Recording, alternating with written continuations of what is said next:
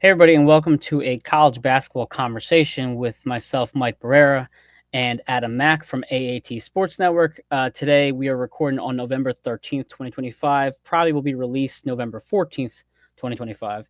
But our goal today is just to talk hoops. If you can see the screen around our faces, I used to have a show called Barrera's Bucket. We haven't done a basketball conversation in what feels like forever. So we don't even really have our graphics put together. We're just kind of like craving to talk hoops. So Adam and I have both been trying to cover college basketball so far this season. Obviously, we're only 10 days into the college basketball season, but I think there's a lot to unpack, a lot of topics to discuss, and we'll try to have a good conversation. But Adam, it's been a while since you and I talked Cleveland State, like I think 2021, 22. So how you been? And no, what are your thoughts on this college basketball season? Yeah, it's good to honestly be back talking college basketball, man. I think it's probably been that 2021 when Cleveland State went on that made the tournament. It was probably Yeah. the last time we talked about it. But yeah, a lot has changed. We have two new coaches since then. But it's good to it's like a new era of college basketball over the last couple of years. Like you definitely seen the change with NIL and the portal, and even just kind of this year now with some of the topics we're going to get into later with going back to school after you go pro. Mhm. It's good to get back to talk college basketball. It's a new era for the Big Five down in Philadelphia. Yep. So it's a lot to unpack, a lot of exciting, and just good for the sport to be back. Yeah, I think it's also just to kind of discuss on what you and I have been covering. So Adam's been doing some work with Temple. You were at the game on Saturday, I believe, Friday, right? Or Wednesday? Tuesday, Wednesday, Tuesday. Tuesday. The It days was in kind mid. of get. It was in the middle of the week. I know that. So Adam's been doing some stuff for Temple. He just put out an article after that game. I've been covering Villanova as well. So we have a couple really like in-depth stuff for two Big Five schools. But besides that, I think you're right. College basketball has changed so much since the last time you and I had a conversation on camera. But particularly the portal. I mean, what are your thoughts as things continue to develop with the portal? Obviously, we know there's a G Leaguer now coming back to college basketball. Like, how do you feel this has improved or maybe made college basketball worse? In some ways, like it's such hit or miss for me for the portal when I look at it. Like I Mhm. think it's a good way for allows athletes to find that that right fit for them. Yeah. It could be a coach leaves. Um, you get there and what the coach said wasn't true. It just wasn't a good fit. You find yourself outside of the rotation, whatever it could be. Like whatever you find that reason to transfer, doesn't matter to me. But Mhm. the guys coming transferring 3 or 4 times throughout your college experience, it's kind of getting back to what's the point of isn't this college? Like I feel like remember you're a student athlete. When I was Right. at the Temple game on Tuesday, when the two got the post game press conference, like when the two student athletes got up to leave, Coach Fisher, the thing he said to him, he goes, "All right, go get treatment. Remember academics." It's like, Right. isn't that the aspect of what college athletics is? Like you're a student athlete, not an athlete who's also a student. So Mhm. I like the idea of the portal that it gives the student athletes the freedom to find that right fit for them. I do think though transferring three, sometimes four, crazy times 5 times is a little excessive. And you see these 8, 9 year seniors. Like there's a guy in college football who's like borderline 40, or I think he might be older than that. Like this is insanity what this has done to the sport. And you look at these teams, like we're looking at the Big Five, like Yeah. all these teams are new. You don't know what we're getting because the entire roster's new. What happens to guys? You transfer once, or you just have a graduate transfer year. So I like it in some senses, but also it's a new year every year. So it's like Yeah. who's Villanova have this year? Who's the brand new team we have? Yeah, I mean that a good like example of that is Devin Askew for Villanova. Devin Askew, I forget where he was before this, but I know he was with Texas, I believe. He went 2 years at Cal. He went to Long Beach State, and now he's in his like fifth season at Villanova. But he's bounced around like crazy, and that's not like uncommon to see across multiple teams across multiple leagues. But at the same time, I do think it's good because I think it's closed the gap from the blue bloods, the bigger teams, to the smaller programs. I mean, if you have a team like, let's say, North Texas as an example, or even Cleveland State, if you have a team who can build a good foundation to hold on to their players, you have a much better chance of beating a Kentucky, a Villanova, a UConn, who may have 12 brand new players and are still trying to figure each other out. And that's I think what what's been more exciting about the non-conference schedule in particular is that you have these teams that don't know how to play with each other yet. I mean, like what you and I were talking about before we hopped on the show, I was watching Wake Forest play Michigan, and Michigan is sixth ranked in the country, and they almost lost to a team that was brought into their gym, and that may not have happened 10 years ago because there was more continuity across the board. Um, but I'm excited about it, and honestly, like if there is a chance where these teams who don't typically have the firepower to compete at a higher level can maybe make deeper runs, then I think it's great for the sport. I mean, God, one day seeing maybe Grand Canyon win a championship or whatever, that'd be freaking cool. Yeah. I don't know. I think it'd be exciting. So, any other thoughts on your part about the portal? Or do you want to skip on to the next part of our conversation? Yeah, just kind of like the last thing. It's like I will say, like kind of going off your point, like it gives other teams an opportunity to compete. Like even looking at the two UConn championships, they're two different teams. Now Yeah. there's obviously still some returning players here and there, but that star power on that team were two different styles of play and everything. So I think it's good. I would love to see like a mid major now just kind of go on a run. Would be I think great for the sport.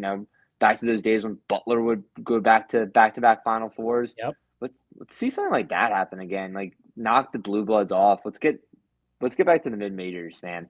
Yeah. I mean, Cleveland State. Let's make a run this year. think about a school like getting, I don't know, let's say St. Joe's as an example, right? Imagine they get three or four down transfers from Kentucky, Tennessee, Alabama. You have SEC five-star recruit caliber players playing in like the WAC. It's fun for me. I love it. Um, but listen, just thinking about, I guess, national title contender. We're talking about right now a team making a run. I know you and I don't have a ton of information on this, but is there any team in particular that you think could make a run at national title, maybe whether it be a blue blood or maybe a smaller program?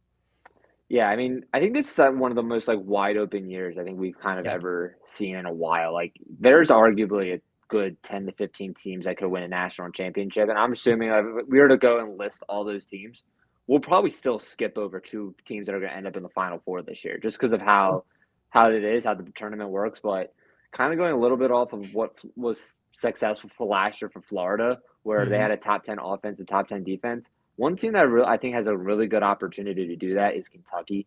They have some great guard play. Mark Pope, I think, is a phenomenal coach. That team, Yeah. like you said before we hopped on, that team needs a national championship to kind of get back to where they were as a blue blood. So, I know that Houston has more experience than anybody going off of the portal and, 23-year-old seniors, which is still insane to me. Purdue obviously has a lot of depth and a lot of experience, but sometimes you don't want to go for the favorites, and the team that no one's really talking about as much is crazy as Kentucky, and be good for the post John Calipari's era at Kentucky. Yeah, it really would. And also, you talk about Pope. I believe he was the coach of BYU, if I remember correctly. I'm trying to Yeah, process that in you my can't. brain. But like BYU entered the year eighth ranked in the country. They have obviously probably the number one pick in the draft in AJ DeBonsta. And I was watching Villanova open their season against BYU, and I'm like, these guys are big. These guys are fast. They're athletic. It is insane. I can't remember his name right now. The one player on BYU. I'm like, he looks like a linebacker out there playing basketball.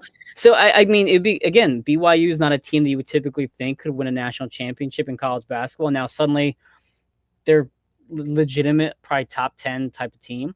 Um, Other contenders, and again, I'm biased to the Big East, but UConn is only 1 year away from having those two powerhouses back to back years.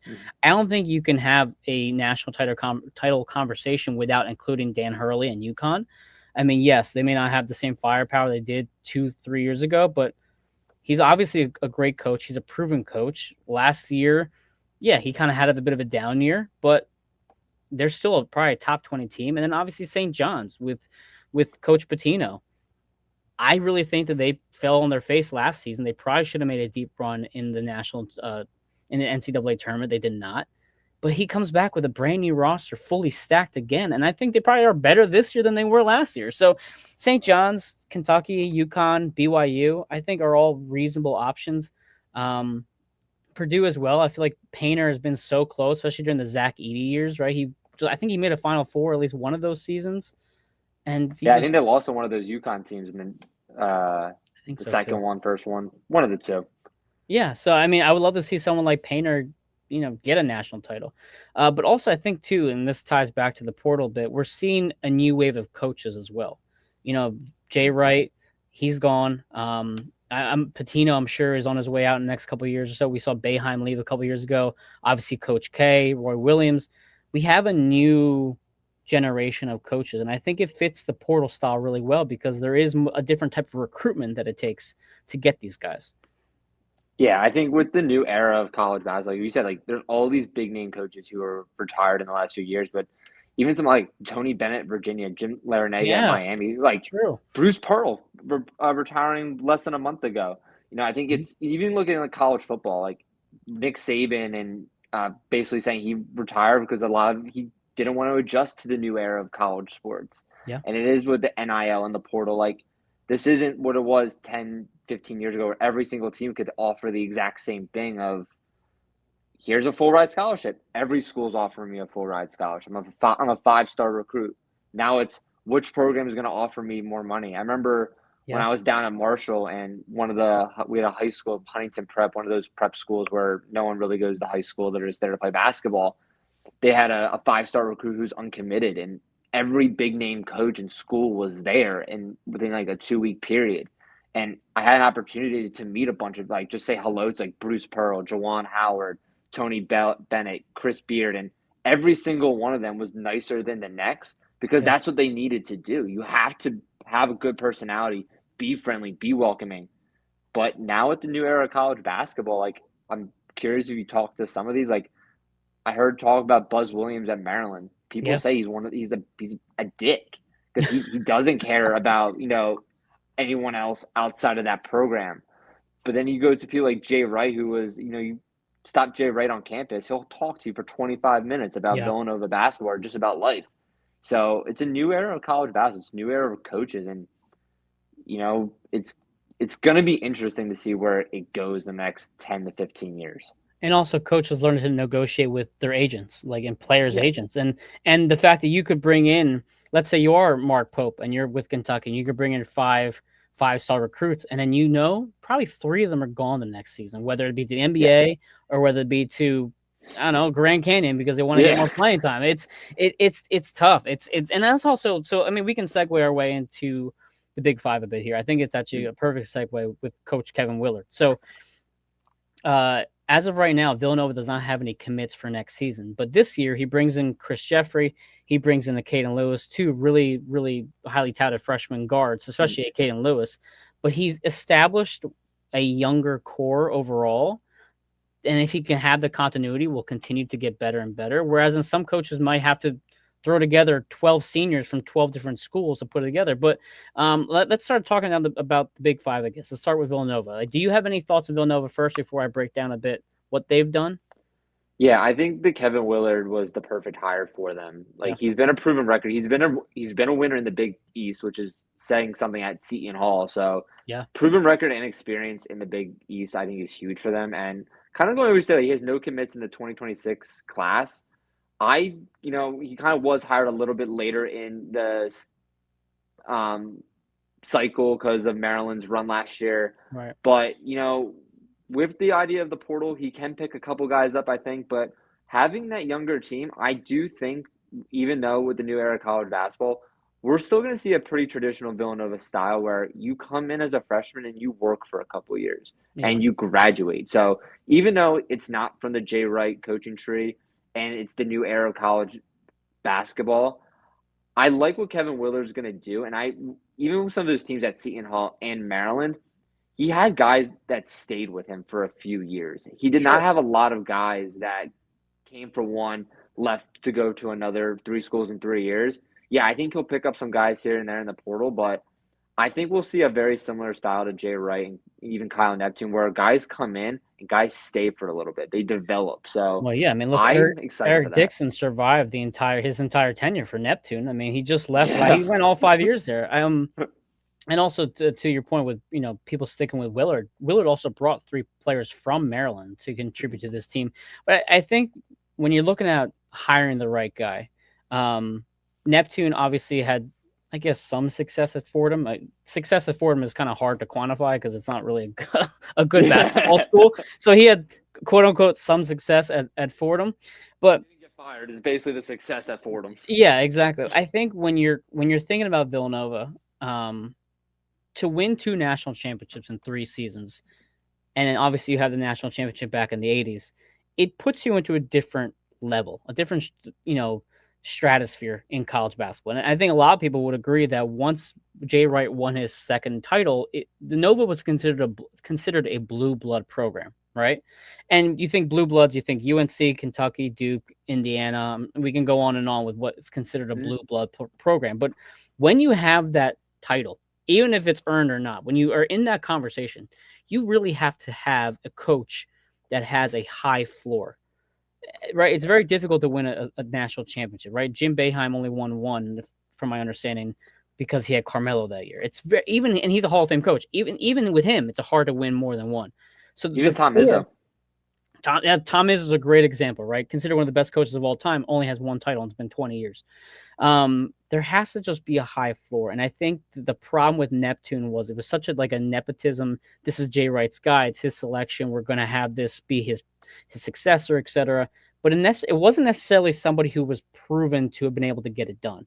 And I think that's what Yep. Willard brings. And also Willard, for those who are not aware, not only does he have a winning culture, but he has a great pedigree and a great mentor with both his father, but he also coached with Coach Pitino. He coached with him at the Celtics, and he went with him to Louisville too, and then also followed along to Iona. Not to coach with him at Iona, but he kind of went along the same path as Pitino. So if you're thinking of a coaching hire that makes sense, Willard makes sense for a blue blood program that is trying to get back into that conversation. Whereas in a smaller hire like Neptune, maybe is better suited for Seton Hall or Fordham or these smaller programs. So I think in terms of finding the right guy, I think they absolutely nailed it with this hire. Yeah, I think with Neptune, it's definitely tough. With you have these blue blood programs that we've seen a lot of these coaches retire. Coach Mhm. K, Roy Williams, Jay Wright, Jim Boeheim, and every single one has hired their next head coach Yeah. has been an internal hire. Hmm. And I don't even Kyle Neptune went to Fordham. Like he was in the Jay Wright cycle. Yeah. And He has outside of he has John a ring. Shire, So. yeah, Hmm. and outside of John Shire at Duke, none of them have really had tremendous success. Like Hubert Davis had that national tournament run at UNC, but since then has really done nothing. Yeah. So sometimes a new voice is needed. And so like I think with Kyle Neptune, it's not that he was a bad coach. It just he was trying to be Jay Wright and continue Jay Wright, but he's not Jay Wright. Right. And it's not Villanova doesn't have the style like Duke is, where Duke can just go off of the name of Duke and Hmm. get any 5-star recruit that they want. Like Boozer, Um, they have now. like Boozer, Cooper Flag, Yeah. any other the next five-star recruits that they're gonna get in the next 10 minutes, knowing them. So like I wish it would have worked out better for Neptune, but like he tried to be Jay Wright and try to that Jay Wright system. But at the end of the day, like it wasn't gonna work. Like the Right. so I think Willard's good again. He said proven success. Hmm. That's huge. He's had proven success. He's had proven success in the Big East. Do I think we're on our way back to the Final Four this year? Probably not. Next year, maybe a run to the Sweet 16, but like 3 or 4 years down the road with Kevin Willard, this Villanova team can be back to where the 2016 to 2021 Villanova Wildcats were. Yeah, and before we transition to next school, just to kind of touch on what Villanova's done so far this year. So they have a 71-66 loss to BYU. They were leading at one point in that game too. They're really shooting poorly from three to start that game. Bryce Lindsey basically came around to save the day, and Bryce Lindsey has been an absolutely just breath of fresh air for Villanova. He has been dominant since his transition from JMU to the Big East. They beat Queens pretty easily by 94-74, and then they have a 34-point win against Sacred Heart. They had 22 3-pointers that day. I think Bryce Lindsey had 9 and Devin Askew had like 7. Just absolutely shot the hell out of the ball that night. So what we're seeing from Villanova so far is good rebounding from their new guy Brennan. They're kind of finding their form from a shooting standpoint. You know they're going to be doing a lot of pick and rolls, a lot of motion with the ball. Every single player on that court is going to get the ball, but they have players like Bryce Lindsey, Caden Lewis, again, Brennan, Zion Stanford, who was a former Temple player, will be coming back soon from injury. Honestly, I know the idea of Villanova being successful is probably a year or two away, but I really think they could make a tournament run this year. They could probably be a top 4 or 5 biggest team this year, just off what we've seen so far. And now, granted, these schools haven't been great besides BYU, so we'll see. But if you're Kevin Willard, you can't have asked for a better start to your tenure. Yeah. I Yeah. definitely think even if Villanova has a similar record to Kyle Neptune last year, I look at it as a success because it is a brand new era of Villanova basketball. And like you said, like he's bringing in the right guys. It seems like that was like one thing like I loved about Jay Wright is he never really had the 5-star power. He never had a top five recruit off the top of my head I could think of that really panned out. I Sure. remember Ryan Archidiakono was a 5-star recruit, but he was like the 20th overall prospect, and he didn't wasn't a one and done guy. Um, so I like what Willard can do. Like, yeah, he doesn't have a lot of commitments, but he's the type of guy that he's going to get the guys that the under the radar guys, and so there's a lot to be excited for them this year. And yeah, again, they have only beaten Sacred Heart and Queens. Like, not we're not talking about big name opponents, but like to take BYU to the final possession, like that was huge for them, and that Yeah. easily could have been a walk. They could have gone walked over because again, brand new team, veteran BYU team. But overall, man, I'm excited for the future of Villanova basketball. I wouldn't be surprised if they make the tournament this year. Yeah, I absolutely agree. And we talk about first year coaches coming to a new program. We can also talk about Penn a little bit here. So Penn gets to hire Fran McCaffrey, who I believe he went to Penn, actually, if I remember He's correctly. like a He spent 73 graduate of 73. Yeah, something like that. So he spent 15 years at Iowa. Now, correct me if I'm wrong, wasn't Luca Garza an Iowa player? Yeah, he Okay, was there for the Luca Garza. I think it was like over the COVID year, so it's kind of like the year like that he could have made a serious tournament run, got canceled. I think it that's was what it around was. that Luca Garza year. Okay, so I mean, I know you and I are going to talk more about Temple and Villanova, but just to touch a little bit on Penn. Obviously, they didn't have recent success over the last couple of years. Fran McCaffrey is considered one of the top coaches in college basketball. He comes to the Ivy League. I mean, just talk about what you expect for Penn to do, not even this year, but just the next couple of years with a name like this, because one could argue he's the best coach in the Big Five right now. Yeah, it is absolutely huge. As soon as I remember like hearing that for the first time, or like when Penn first announced they're moving on from Steve Donahue, Yep, and like there's a list of candidates, and like the first one was Fran McCaffrey. Oh, he's a alumni. He's a former Power Five school coach. Like it's done deal. Like one of those things. It's like all right, that's never gonna happen because those coaching prediction articles never come true. And to get a guy of that stature, like he's been at, just looking it up right now. Even before Iowa, he was at Siena for 5 years, where he made a tournament. Then he was at UNC Greensboro, where he made a tournament. So he's been at 3 schools. He's taken all 3 schools to the big dance. Do I think he's going to do that with Penn this year? No. But do I think he can do that Penn with year 2 with the team he's put together? Absolutely.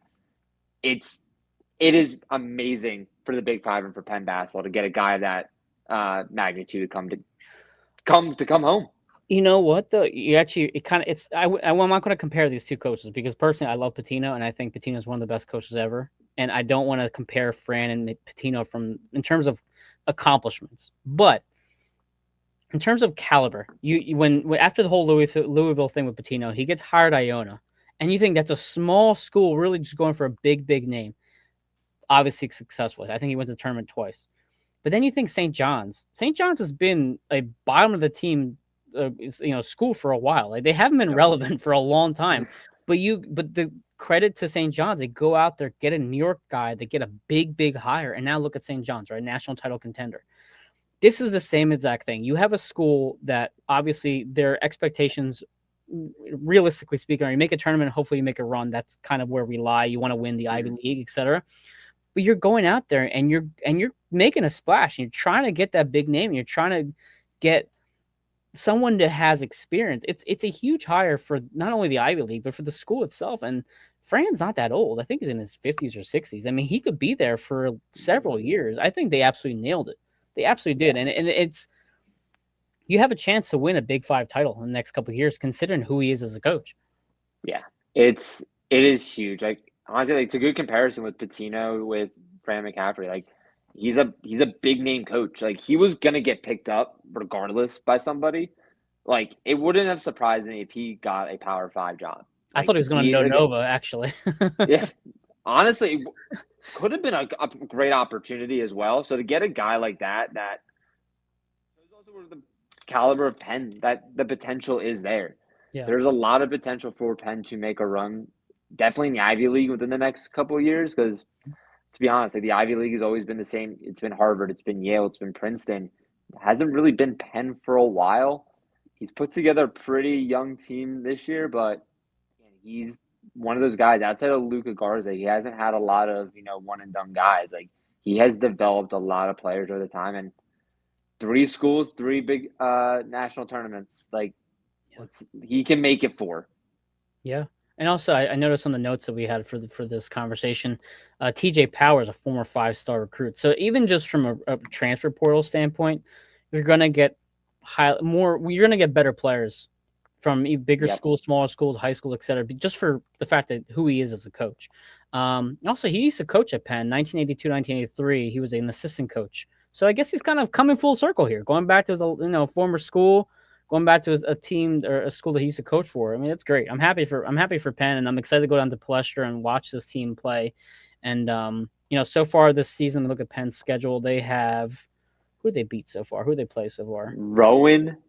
They lost to American. They're 1-2. Lost to Providence and American, and beat Rowan. Which okay, but Rowan is my alma mater, so god damn, Penn took care of business. Yeah, so they lost to American 84-78, and then they lost to Providence 106-81. But they have a big game on Monday. St. Joe's goes to Penn for the Big Five Classic at 7 p.m. on the 17th. So that's obviously a pretty big matchup there. But I guess that kind of segues us into a coach you just mentioned in Steve Donahue going to St. Joe's. So this is a big story for us in Philly. Billy Lang leaves St. Joe's for an NBA job with the Knicks. And then St. Joe says, "Hey, Steve, you already work in the city. Why don't you just hop over down to yeah. St. Joe's, the coach here?" So, what were your thoughts on both the Billy Lang thing, which is really unique in college ball, just to have this like weird last minute transition like that, but then to have a coach that just was at Penn, not a few weeks beforehand. Honestly, I think Billy Lang's last season for St. Joe's, like St. Joe's had a really good. It was coming off a pretty really good season. They've won back-to-back Big Five classics. Mm-hmm. I think honestly, Billy Lang found a lifeboat and hopped on it. I think last year success kind of bought him another year. I think obviously filling in for a legend in Phil Martelli, he's not lived up to any expectations there. I think he just caught the first lifeboat. Like that. That's as soon as I heard that. That's what my initial thought was. I really have not been impressed with him and St. Joe's over the years, especially with him coming from the Sixers. I really thought that team was going to elevate with that hire, and Yeah. I've been really underwhelmed with him. And when I saw the news that they are hiring Steve Donahue as an associate head coach, I'm like, oh, okay, he has some a good veteran on the bench. Mm-hmm. But Steve Donahue at Penn, man, they weren't good. Like try to find I can find Yeah, Penn's. I think it was it set was I'm trying to think off the top of my head. Was it 7-20 in their like in conference record last couple of years? You'll find it Yeah, out now in a second. But he's no, you're right. Donahue didn't have a good experience at Penn. It's not like he was like no. beating the doors off everybody either. He's been over his career. He was the head coach at Cornell from 2000 to 2010. He had three tournaments the last 3 years of Cornell, and then he went to Boston College and did absolutely nothing there. Had one winning season. Two of the seasons he doesn't even get double-digit wins. He comes to Penn. They made the tournament in 2018, but outside of that, they never finished higher than third in the Ivy League. Yeah, 8-19 last year at Penn. Like we're not that's what it was. talking about we're not acting like St. Joe's hired Fran McCaffrey right now. Like they didn't hire a good coach. They hired a Mhm. veteran coach with a lot of experience, but he's not had a lot of success at Penn. And you could probably argue that or St. Joe's is a step up from Penn. Like you're in a little bit better conference. Well, yeah, A10 is a pretty good conference. I Yeah, love the A10. Yeah. yeah. It's there's better chance you're going to get more recognition and a second bid to the tournament through the A10 than you would the Ivy League. Mm-hmm. So I honestly know with this situation, I think if St. Joe's had more time to actually sit down and hire a coach and not 3 weeks, that Mm-hmm. they wouldn't probably come away with Steve Donahue as their head coach. So I think it's kind of like a filler thing for St. Joe's. Let's see what happens this year. If we have a lot of success, sweet. If we don't, we have kind of a better excuse to move on. And I'm not a huge fan of this hire. I think it was a crap. The season starts in a week. We need a head coach. Yeah, and it's This tough. is what we got. That's really tough. It's tough for the players. It's tough because let's say the players didn't want to play for Donahue. Now they're stuck there because the season starts in a week. Yeah. Um, but I mean, based off of the notes we've put together for this, they have a strong front court. They obviously are one of the better teams in the A10, I'd say, maybe top 5 team in the A10. But to your point, with in terms of conferences, there's only one team coming out of the Ivy League for the national, Yep. the NCAA tournament. The A10, if everything went well, could potentially have 2 bids for the tournament, Yeah. especially once they start opening to, was it 76 teams in a couple of years? That's Yeah. when that second A10 team might find its way in. So, I mean, we'll see. So far, they've had an okay start. They beat Lafayette 85-76. They beat Drexel, obviously, again, a Big Five matchup. That's a big game there, 76-65.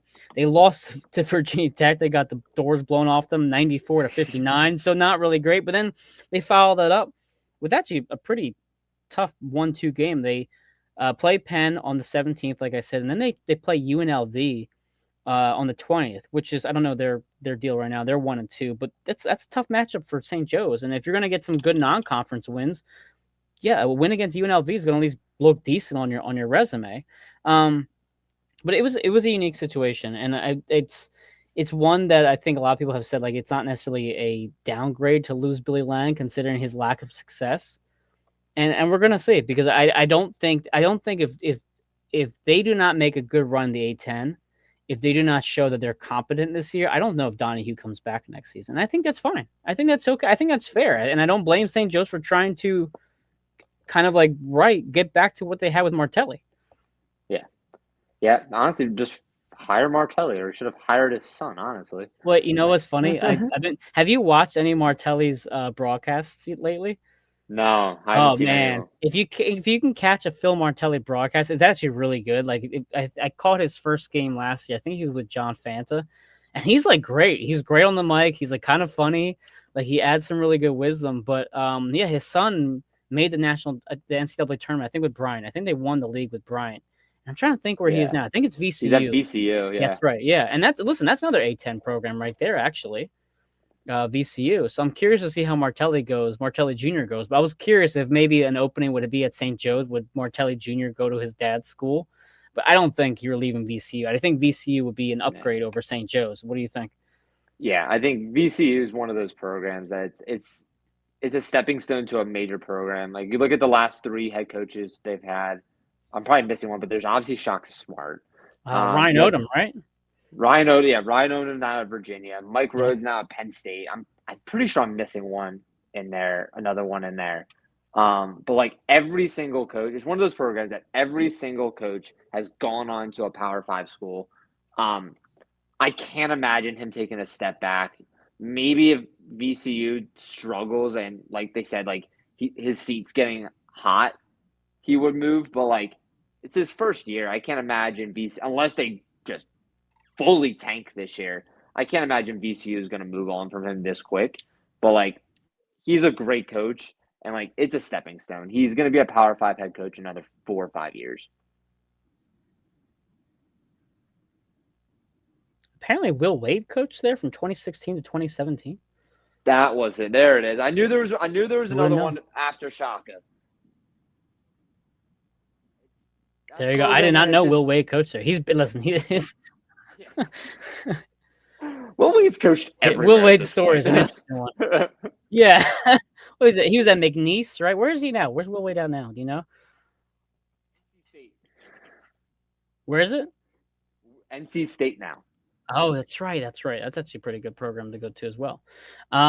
Okay, so yeah, well that's St. Joe's there. But let's talk Temple. I know you're a Temple guy right now. You're following them around. So what are your thoughts on Temple entering the season and what you've seen so far from them? During the season, this is do or die for Adam Fisher, man.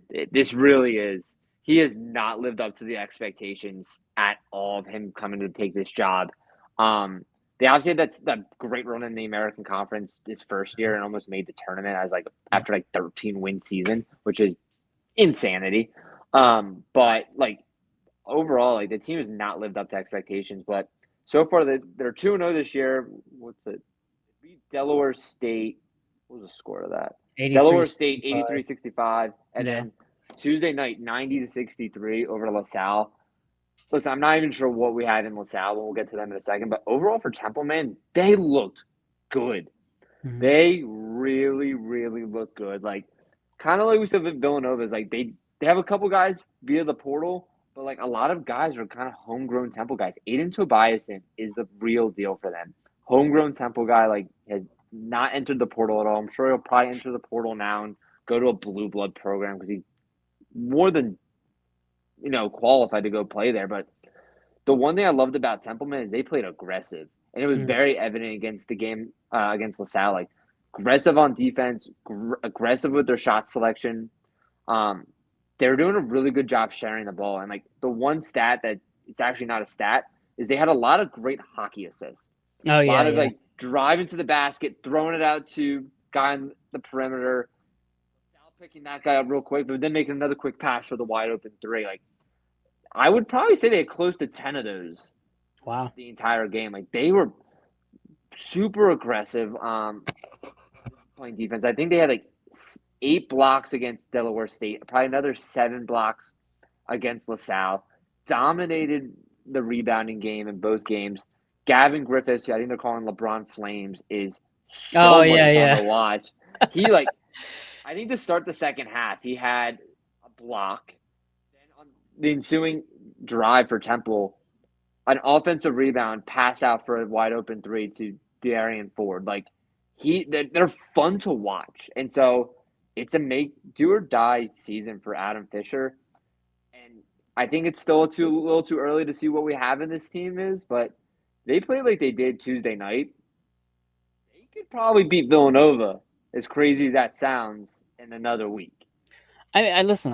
Anytime you talk about Big Five games,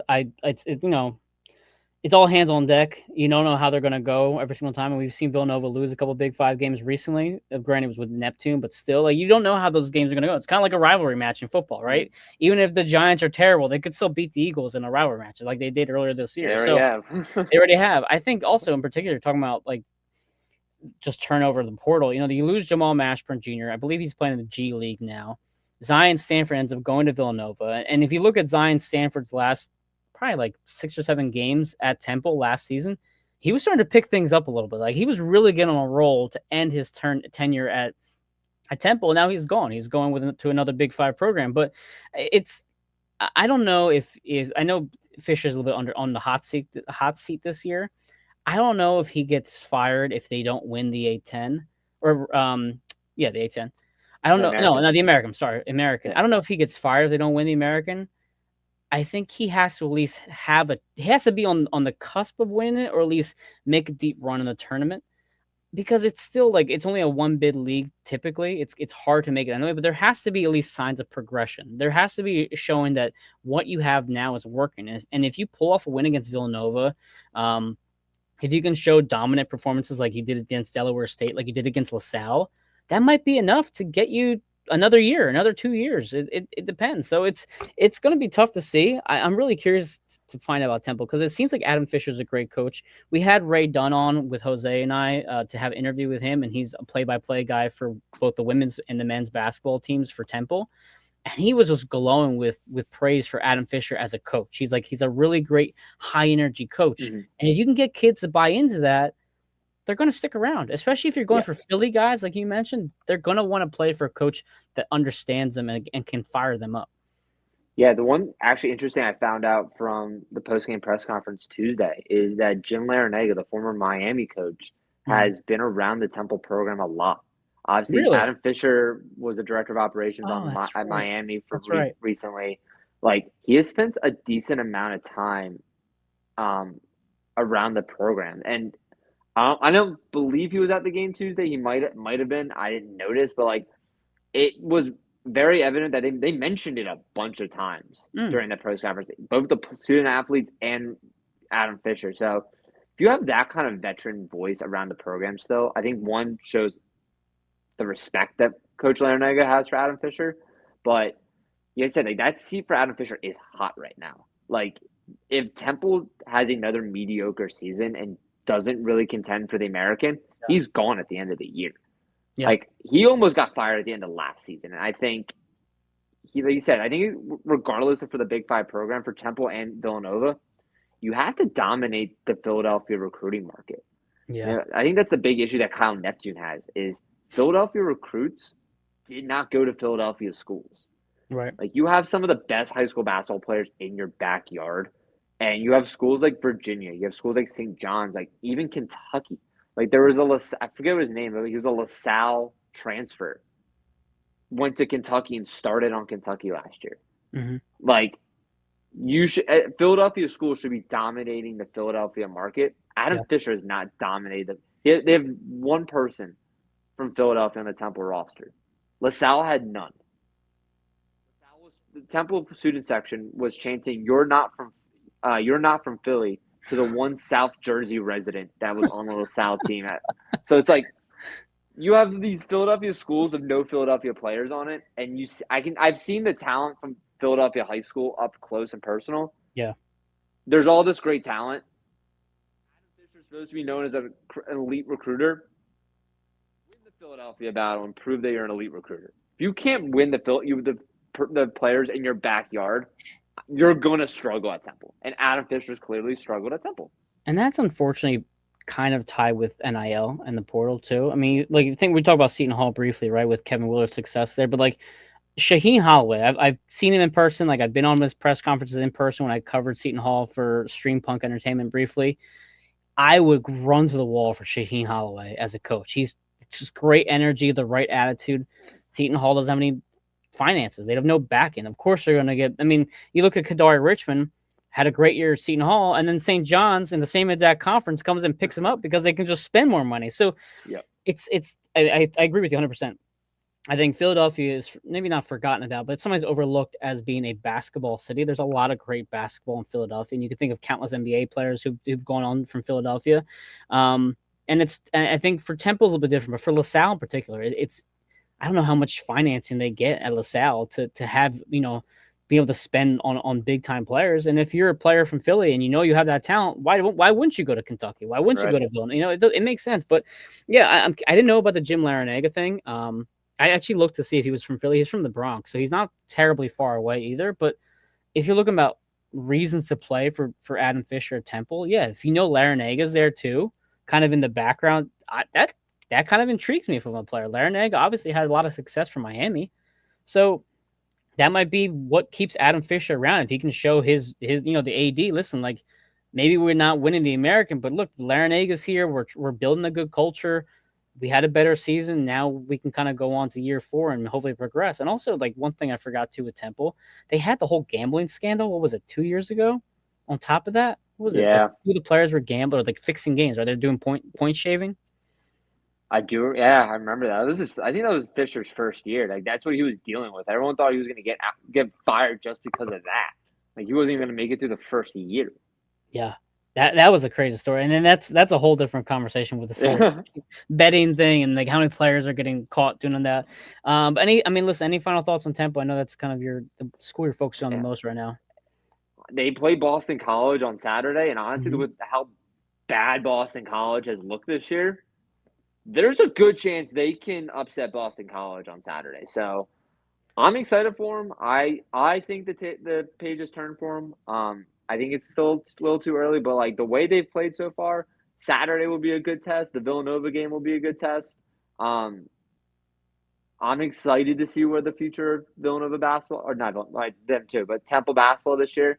Yeah. Um, but it's at this point, Adam Fisher, it's do or die for him. There's no other way to say it for him. Him and his guys have to step up. Absolutely. Now, 2 more schools we'll talk about, LaSalle and Drexel. Like, I don't know a ton about them, so maybe I'll lean to you on a couple things. I know you just saw LaSalle play, so let's talk about LaSalle first. What are your thoughts on LaSalle so far under Coach Nichols? Yeah, same thing. We didn't really know what we're gonna get with them because they're a Yeah. brand new team, obviously. But looking at like his teams back at Radford, they were scrappy. Yeah. They didn't play pretty, but they managed to get the job done. I think it's still early for him. He even was evident during that Temple looked so much more cohesive. They look a Mm, lot more connected. He's like, it's our third game. We're not connected. We're not used to playing with each other. So I think maybe year two they'll be a little bit better. I have I have very very low expectations for them this year. He's a yeah, brand new coach at a very small school. Honestly, I'd probably say Radford was going from Radford to LaSalle could probably argue was a step down for him. Um, but I don't know. They're a scrappy team. It's hard. They have a couple good guys. Jaden Marshall, a really good dynamic point guard for them. But it's early for them. They're a brand new team. I think maybe in a couple years down the road they can be a little bit better. But right now they're too new. They're too unconnected with each other. And like you kind of go back what you said earlier about the NIL, they're low funded. This yeah, they're gonna have a hard time. They're gonna have to find like a Division 3 or a JUCO guy, really hammer to that area where the Power 5 schools aren't noticing, and hammer on the JUCO and the Division 3. If they can hit that hard and find some stud like diamond in the rough, even if they're only there for a year before these Power 5 schools notice them. Hey man, if you can get a guy that comes in and averages 25 points a game for you, even if it's just for 1 year, yeah. if you're LaSalle, you should take it. Oh yeah, 100%. I was thinking about you remember the Southwest Philly floater from the NCAA tournament? It was like probably I think 2013. It was like when LaSalle won like 2 games that year in the Yeah, NCAA tournament. I'm trying to think like when has LaSalle been relevant? Like again, it's been quite some time since they've been never. relevant. But I think when you're talking about what what NIL has been or not transfer portal has been doing is like it's taking players from either JUCO or lower like major schools, or it's from the Power 5 who want to go down and play. I think if you're looking at what Nichols brings is that he's going to play more players than most coaches typically would. From the notes that I was reading from the previews from Basketball Under Review and all the places I get college basketball news, it seems like he's going to use his entire roster. And if you're a player who may not be able to play even in a better program in the A10, you're like, yeah, maybe I'll take a step down and play LaSalle, but at least I'm playing. At Yeah. least I'm like trying to get some minutes on the court, and there's an opportunity for me to play, rather than being stuck on the back end of the bench as the 11th, 12th player. But also in terms of what you mentioned with the scrappiness, the toughness, that's probably going to get them a couple wins against Yeah. programs they probably shouldn't be winning against. And for a team like Villanova, right? We're talking about they obviously have better players, better caliber. If they get caught sleeping against a team that's going to just knock your teeth out, there's a good chance LaSalle could pull off a solid win if they just play harder one day. Yeah. No, like that was evident. I remember during the press conference, Darius Nichols said, he's like, our goal as a program is we want our 15 guys to be better than their 5 guys. Right. And like, I was wondering, like, with them, being down 30 points at one point, like, is he just going to empty his bench to empty his bench? Or is he going to try to keep his top kind of guys in there to try to fight back a little bit? And it was a mixture of both. He Mm. went to his bench, but like his bench was playing alongside starters. Like all starters probably played with guys off the bench at some point. Like it's evident that they went to their bench. I'm pretty sure everyone on that team played on Tuesday. Wow. Now, I think one or two guys probably played in the last 2 minutes, but still, like I'm fairly certain everyone played. And if you didn't play, it was because they weren't healthy. So Only it was one evident. person. I'm trying to look at the box score right now to help answer that. Every single person got at least like double digit minutes, except for 3 players. We had Hart got 3 minutes, Beatty got 5 minutes, and Merlevi, I don't know how to pronounce that name, got 1 minute. So you have 9 players essentially getting 10 plus minutes. That's more than most teams will do. And even the other 3 guys still managed to pull off 9 minutes combined. So yeah, you're absolutely right. That's pretty hard to find nowadays. Yeah, I think it's good for LaSalle, and honestly, like you said, like LaSalle's not a good doesn't have the NIL to offer people. He has something that he can offer people. He goes, I've proven track record. You come to LaSalle, you're going to play. You're Yeah. not going to ride the bench. So if he can buy into that and players can buy into that, LaSalle could, they could be on the up and up. You could also get like I know Saint Bonaventure, and someone might have to correct me if I'm wrong, but I'm pretty sure Saint Bonaventure does not play a lot of their bench guys. I remember a couple years ago, they're like 5 or 6 guys deep, and that's it. And you're thinking about a school in your conference in the A10. Yeah, they're not getting minutes at St. Bonnie's or another bigger A10 school. They're staying in the conference, but they're going to a place they're going to play, and that Yeah. sometimes is a lot for a lot of players. That's their chance to finally show what they can do. You look at LaSalle's schedule; they have a pretty tough slate coming up. Kind of, they have Penn State on the 15th on the Saturday. They have Villanova on the 19th, which is a Wednesday. After they play Lancaster Bible, they play Hofstra, Penn, and Merrimack. I mean, that's one, two, three, four, five games for a school like LaSalle. That's kind of a tough schedule. Yeah, I mean, honestly, you said with the scrappiness, if a team's not paying attention and kind of takes them seriously, Penn State is not good anymore. Mike Rhodes has rode that team into the ground. They're Yeah, playing at Xfinity Mobile. Like obviously, it's a big arena, a lot of lights are on it. Honestly, it could be a trap game. The way LaSalle played, like even though they got their asses kicked, they never stopped fighting. yeah, Like a lot of it had to do with LaSalle. Is a lot of their shots were just they just weren't going in. It wasn't like they were taking like going down the court, triple team, throwing up a three, hope for the best. Like they were taking decent shots, wide open shots. They just weren't falling. They can get hot with the way they're scrappy, the way they go deep into the bench. hmm Honestly, I wouldn't be surprised. I don't think it's going to happen, but I wouldn't be surprised if they can beat Penn State on Saturday.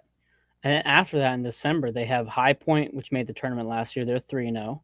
Then they go to Michigan, and then they start A10 play against George Mason. So again, not an easy schedule overall. That's actually a pretty solid non-con schedule if you're trying to get yourself experience. If you're trying to get yourself some sort of big win.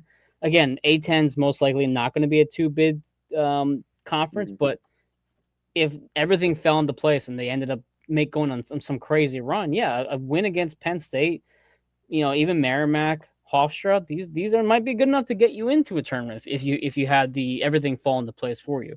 Um, but let's wrap up here with Drexel.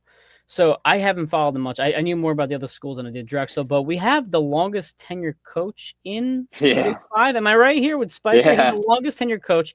He's been there for a while too. He's been there for like 9 years at this point. What are your thoughts on Drexel, if any, before we kind of wrap this conversation up? It's kind of very similar to LaSalle, man. It's a Yeah, low-funded program. Like you said, you have a longer tenure. Like I probably of the six schools in the Big Five, like he's probably the one program I don't know a lot on, just same. because again, it's a brand new team. They're usually kind of towards the bottom of the Big Six, Big Five. Sorry, it should be the Big Six at this It point. should be right. Yeah. Um, but yeah, I think with him is just it's a low-funded team right now, and I would like to say this is a rebuilding year, but it seems like his whole tenure. I think they made the tournament a couple years ago under him. Yes, they Yeah, did. 21. And then they got the brakes beaten out of them by Illinois. But um yeah, I mean they're coming off as 18 and 15 season, 20 and 12, 20 and 12 2 years ago. It's like they haven't had been bad teams. They just kind of haven't gotten over the hump a little bit. So Right. I think the unknown about them is kind of also a good thing that a lot of people don't know a lot about them. So like we'll see what they can do in the Big Five. They can maybe find their way into the third place game. I don't imagine them beating both Penn and St. Joe's um, in their pool. So, but hey, if they can scrap off a win, play in that third place game, take take on another team, I think that is a strong possibility for them. What do you think too about what we talked about earlier today with the portal, right? Like you're seeing brand new teams. So they have one, two, three, four, five players returning from last year's team. And they have a couple newcomers too, but they also seem to have some foreigners as well. So again, another avenue that coaches are using is to bring. I think Tommy Lloyd does that as well out in Arizona. He brings in Mm-hmm. international guys who can come in and want to make a name in college basketball. So and Garfield Turner was a big name. I know he was injured, but he's obviously a big name to look out for. But in terms of what they've done recently, it says Drexel has finished top 200 in Ken Palm the last in 5 years in a row. So if you're thinking of a program and what their expectations realistically are, yeah, that's about right for Drexel. But they do a couple things really well. They rebound really well. They're obviously a more of a high post team in terms of usage. So if you can find something that you do really really well, whether it's playing in the post, 3-point shooting, rebounding, if you can build your team around that, that's sometimes enough to make a run, at least be competitive against better quality teams. But also in your conference, they play in the CAA if I remember correctly. So it's like, Yeah, yeah, maybe yeah, Towson might have everybody coming back, and they might be one of the top teams, but a couple injuries go down for Towson, and next thing you know, a well tenured coach at Drexel, and you have some really key guys like Turner and some of these international players, you could make a run. And based off Spiker's track record, um, it's certainly possible. But what I think is most surprising is how long he's been there for 9 years, like going on a decade of being at the same school, a small school. Kudos for Drexel being able to keep him because that's hard for a school like that who doesn't have a lot of funding. Yeah, I mean, I'm looking at his tenure right now when he was there. His first 4 years, all below 500. They Mhm. obviously had the tournament run in 2021, and since then, 15 and 14, 17 and 15, 20 and 12, 18 and 15. Like he's been above 500, man. Like with the expectations pretty low there for Drexel. Like it's not that known as a basketball school, powerhouse school. Like No. it's good. It's crazy that Drexel has the longest tenured head coach in the Big Five. Seeing like even though like Fran Duffy's not there, Jay Wright's not there, Steve Donahue's still technically there, but like it's crazy. Just with it's the new era of the Big Five. It really is. It's a good way to put it. It's like really a changing of the guard from the old to the new, with all these old former coaches no longer present. And Drexel so far they beat Widener, also my alma mater, at 93-59, and then they lost to St. Joe's. We're talking about competing against better teams, right? They only lost to St. Joe's by 11 points. That's not terrible, really. No. It's not that bad. And then they lost to Colgate, who's typically a in the conversation of the NCAA tournament on the bubble. We hear the name constantly. Yep. Only lost by 7 to Colgate. So they're being competitive in these games. You're going to get an interesting matchup against Syracuse. I think that game is at the DAC. Let me look at it real quick. No, it's at the Xfinity Mobile Arena for Drexel against Syracuse. Syracuse is 2-0. And then they have Penn on the 21st. Morgan State, another team that's typically on the bubble for making the tournament. They play down the 25th. So you have a couple solid opportunities before you get into conference play. But yeah, I'm excited to see Drexel play. And again, we haven't really followed them that much. And I think they're sometimes a forgotten team from the Big Five. Um, but Well, they only joined the Big Five 3 years ago. It's probably why we always that's forgot true. about them. That's also very true. They were never relevant in Philadelphia basketball. Yeah, that's also very true. So I'm curious to see how they do. But I mean, listen, this is our conversation about the Big Five, about college basketball, the portal. We could probably talk for another half hour about other teams and other things. But I know you're covering Temple a bit. Are you covering them again this weekend? I'm going to the Boston College game on Okay, Saturday, so hopefully gotcha. that. I honestly, I hopefully they can pull off a win. I think pulling up a win against an ACC opponent to go 3-0 in the year, 1-0 in the Big Five play, set up that matchup with Villanova. Yeah, It's gonna be the spark that Temple needs.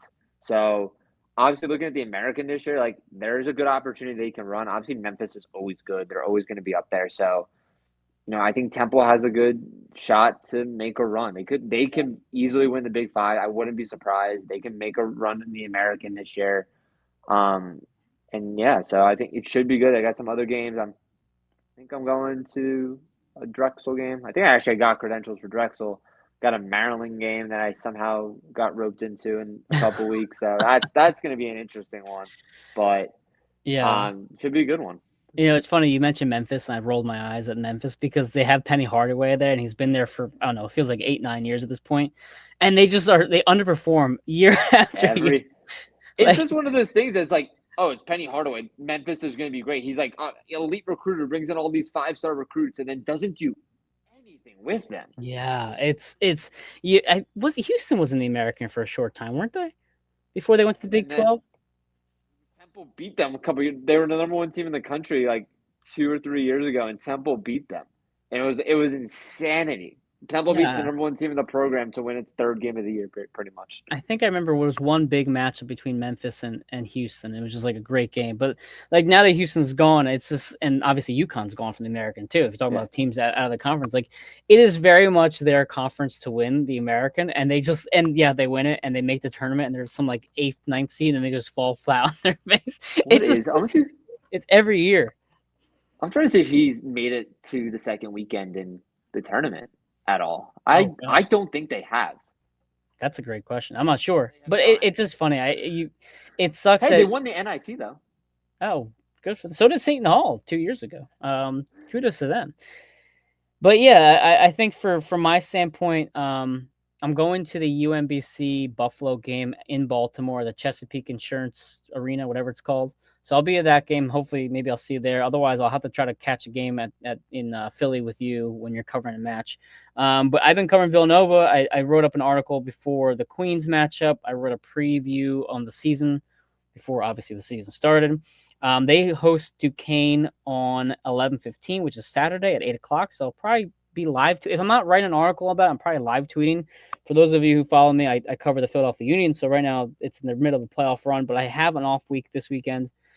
So probably cover that, and then their first Big Five game is against LaSalle on the 19th on a Wednesday. So maybe we'll come back and chat, Adam, at some point in the next couple weeks. We talked about this briefly, like, hey, do you want to do something for college basketball? And we're like, yeah, sure. What else are we doing? So it kind of worked out. Yeah. Any final thoughts though before we wrap the show up? Yeah, man, it's gonna be a fun season, man. I think, like you said, the new era Big Five. It's a wide open college basketball season Mm-hmm. that 15 different teams can win. The tournaments in Philly, Big Five's exciting, man. It's gonna be a fun season. Hopefully it lives up to the hype now that Yeah. all the unknowns kind of creates the excitement. Um, the only thing I hope is this year's March Madness is there's actually a Cinderella team and we don't see 4 1 seeds make the No, Final Four. I know that was That's lame. that's my only hope. I want some upsets. I want some big upsets. I want, like, even if Houston, like, number one Houston, to lose to, like, who's in the Big 12 this year? That's, I don't know, a random team. Like Uh, UCF, I think is in the Big 12, isn't yeah, it? Yeah. I want UCF or, like, Arizona State. What's the freaking Hurley's name? Oh, Who's Dan Hurley. No, not Dan Hurley. The other one. Bob Hurley? Bob Bobby Hurley. Yeah. Hurley. Yeah. Bobby Hurley. I want Bobby Hurley to knock off Houston. I don't know. Create some excitement. We Or need we Arizona need a State beats Hurley versus UConn. Hurley national championship game. Just Dan and Bobby going Honestly, at it on the sidelines. that's what college basketball needs. They need the Hurley brothers to match up at, like, Madison Square Garden, or, like, no, like, middle of nowhere, Chicago. Like, Yeah. neutral site, man. That would be great television right there. Well, it's funny because like we talked about, I just lost my train of thought as I was just thinking about Bobby Hurley and the Hurleys. I don't know. It was something relevant to what you said. I literally I was about to say it, just fucking flew out of my head. But yeah, I'm excited about college basketball too. For people who don't know, like this is my favorite league. It's my favorite sport. I love watching. Actually, I remember what I was going to talk about. You're talking about the upsets, right? We've seen, I think, two division schools beat Division 1 schools already this year in non-conference in the first like 10 days. And like the one school is from Hawaii. Their school's like in a strip mall. Like it's not even like a real building. It's just like in a strip. So that's what I love about this. And this is why I end up watching like SIUE versus like I don't know, uh, you know, Prairie View A&M because it just it the fields are all even now with portal, making these smaller schools better, and you have better quality games in these smaller programs, and it's just fun. It's upsets every single week. There's Yeah. buzzer beaters every single week. Even the college basketball championship last year, you have like this super dramatic ending with Houston and Florida. Like there's always some sort of storyline. There's always these great competitions, and the players are just into it. The fans are more into it compared to NBA. Like I Yep. love it. I love college basketball. I can talk about it forever and ever.